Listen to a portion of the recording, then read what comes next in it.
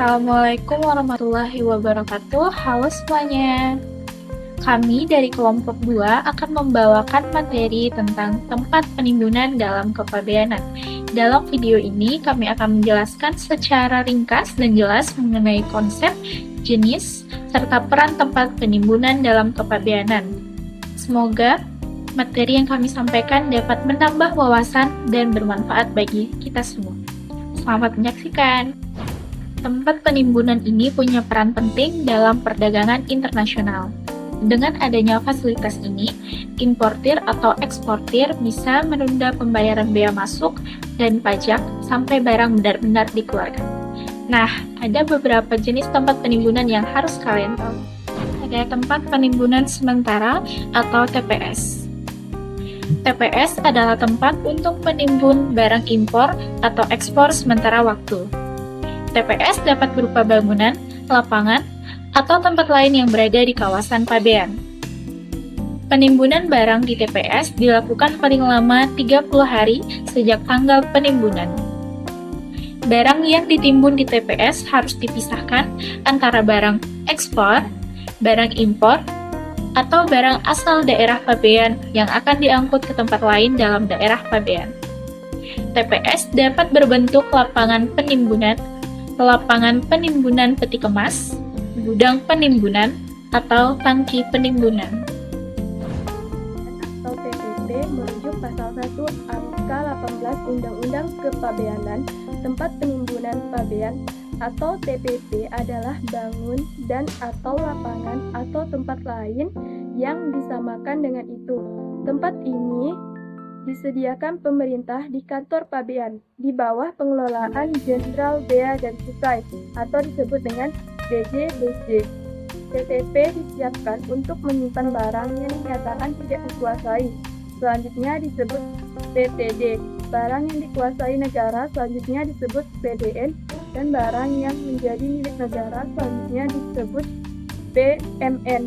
Berdasarkan Undang-Undang Kepabeanan, berdasarkan definisi tersebut dapat diketahui jika TPP idealnya ada pada setiap kantor pabean.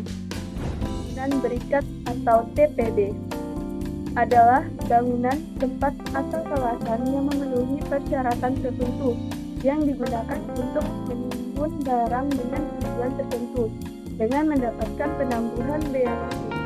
Fasilitas yang diberikan terbagi menjadi dua, yaitu fasilitas fiskal dan fasilitas non-fiskal. Fasilitas fiskal yang pertama, bea masuk ditangguhkan. Yang kedua, cukai dibebaskan. Yang ketiga, fasilitas PPh pasal 22 impor tidak dipungut. Yang keempat, PPN dan PPNBM impor tidak dipungut. Yang kelima, PPN tidak dipungut asal barang lokal. Adapun fasilitas non-fiskal.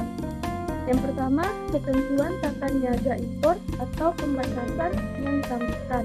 Yang kedua, pengeluaran barang secara spesial. Yang ketiga, pemberitahuan pabean terotomasi. Yang keempat, free gate management reakomendasi. Yang kelima, pemerintahan pabean di publik. Keenam, subkontrak pekerjaan. Yang ketujuh, sel management budget untuk TPB tertentu.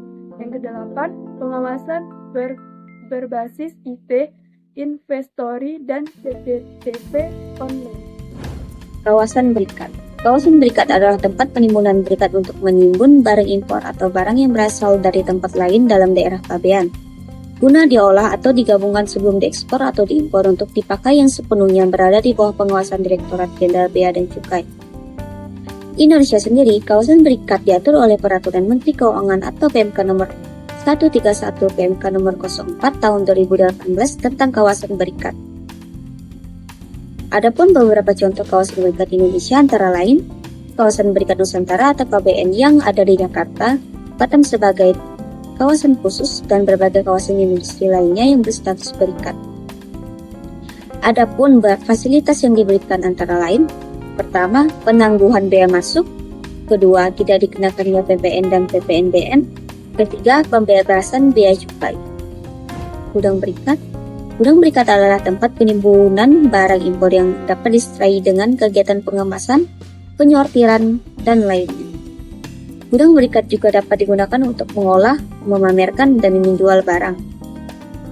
Dasar hukum gudang berikat diatur dalam Undang-Undang Nomor 17 Tahun 2006 tentang Kepabeanan atau PMK Nomor 155 PMK 04 Tahun 2022 tentang gudang berikat dan juga Peraturan Direktur Jenderal Bea dan Cukai tahun 2023 tentang tata laksana gudang berikat. Jenis-jenis gudang berikat yaitu pertama, gudang berikat distributor yang menyimpan barang impor sebelum didistribusikan ke dalam negeri. Yang kedua ada gudang berikat konsolidator yang mengumpulkan barang dari berbagai sumber sebelum diekspor. Kemudian yang terakhir ada gudang berikat industri yang menyimpan bahan baku atau barang jadi untuk industri. Adapun pusat logistik berikat atau PLB adalah gudang multifungsi yang digunakan untuk menimbun barang impor dan lokal. PLB merupakan salah satu kebijakan pemerintah yang bertujuan untuk mendukung pertumbuhan industri dan mengurangi biaya logistik. Fasilitas yang dapat dimanfaatkan oleh pengusaha di PLB antara lain penangguhan bea masuk, pembebasan cukai, PPh pasal 22 impor tidak dipungut, PPN atau PPNBM tidak dipungut. Jenis-jenis pusat logistik merujuk pasal 6 Peraturan Direktur Jenderal Bea dan Cukai. PLB dapat berbentuk yang pertama PLB industri besar, yang kedua PLB industri kecil dan menengah atau IKM, yang ketiga PLB hubungan kargo udara, yang keempat PLB komersi, yang kelima PLB barang jadi, yang keenam PLB barang pokok, yang ketujuh PLB floating storage atau PLB ekspor barang komoditas. Dan ada juga tempat penimbunan lainnya. Tempat penimbunan lainnya adalah bangunan dan atau lapangan di luar kawasan pabean dan bangunan, dan atau lapangan timbun eksportir yang ditetapkan dengan izin kepala kantor pabean untuk menimbun barang ekspor, sementara menunggu pemuatan ke sarana pengangkut. Yang pertama ada bangunan dan atau lapangan di luar kawasan pabean. Yang kedua, bangunan dan atau lapangan timbun eksportir yang ditetapkan dengan izin kepada kantor pabean. Kesimpulan, tempat penimbunan dan kepabean memiliki peran penting dalam mengatur arus barang, baik dalam proses impor maupun ekspor.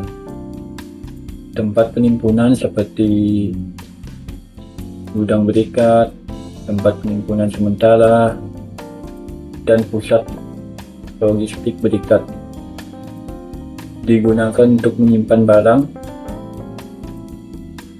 dengan berbagai fasilitas yang diberikan oleh pemerintah guna mendukung kelancaran distribusi dan perdagangan.